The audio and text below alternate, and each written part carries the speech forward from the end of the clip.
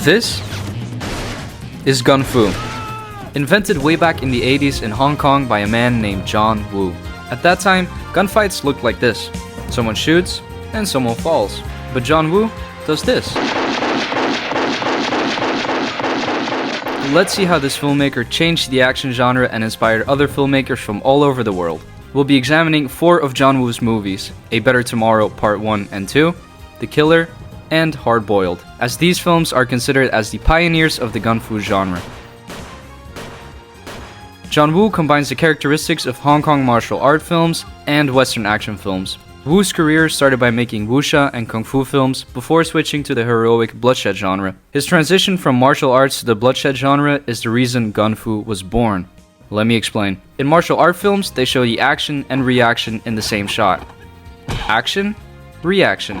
They don't cut, versus Hollywood where they cut between every punch. In Hong Kong, they like it raw. Just like in martial art films, gun fu often shows action and reaction in the same shot.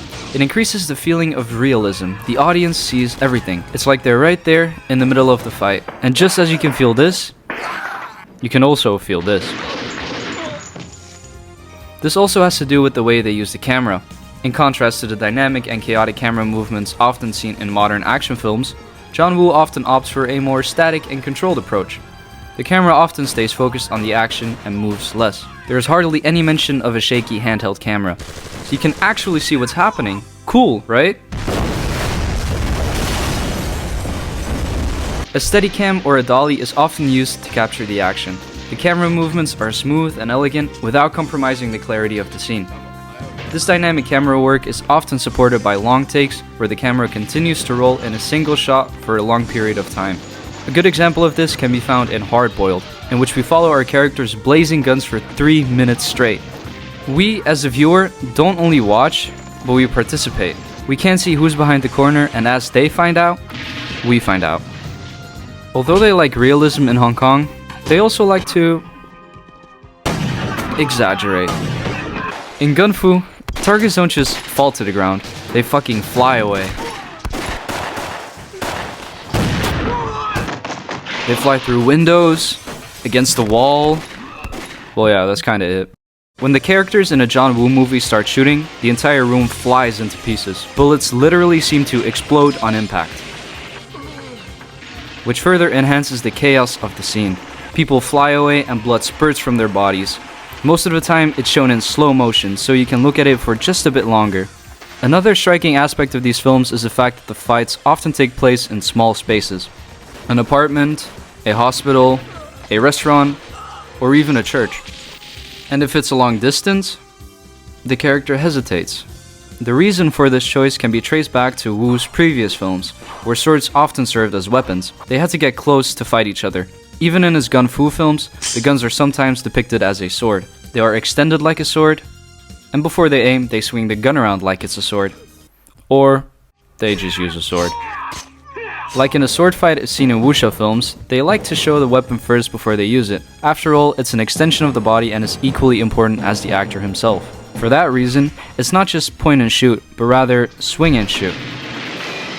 In a sword fight, people won't just die after one cut, they need to get hit a load of times before they fall to the ground. In a John Woo movie, you don't just get one bullet, you get 10 of them.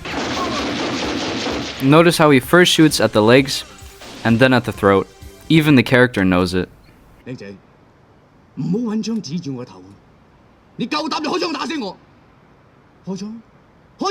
And when they shoot, it seems as if they are punching or stabbing with the gun, as if they're trying to put extra force behind the bullet.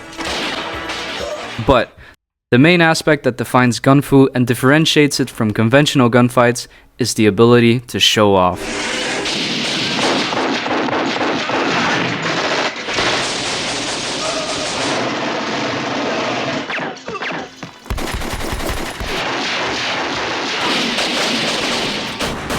I mean, they don't have to, but otherwise it would not be gun fu. It also wouldn't be gun fu if the character isn't played by Chow Yun-fat. Yeah, this guy.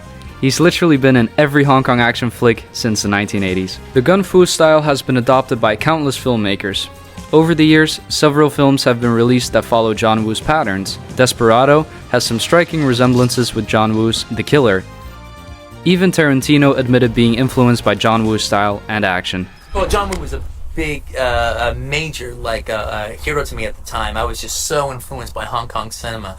All right, to me, and to this day, I still think it's like the most invigorating cinema that's made in the world. All right, and The Matrix takes it a step further. It combines new technology like CGI and uses it to expand the possibilities of creativity. But the most famous example of gun fu found in modern movies is the John Wick franchise.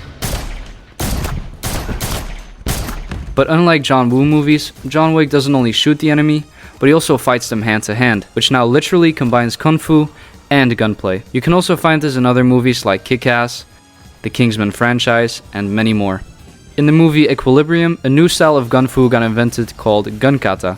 Kata comes from the Japanese martial arts and refers to a structured series of kicks and punches that are performed in a set order. Gun kata is more controlled and steady, but it still has much resemblances to gun fu. I think it's safe to say that John Woo has created something that has inspired many filmmakers around the world. However, as you notice, his ideas are not simply copied blindly. Filmmakers embrace his style as inspiration and adapt them with their own vision, using better technology and bigger budgets, creating new narratives and storylines, keeping John Woo's vision alive.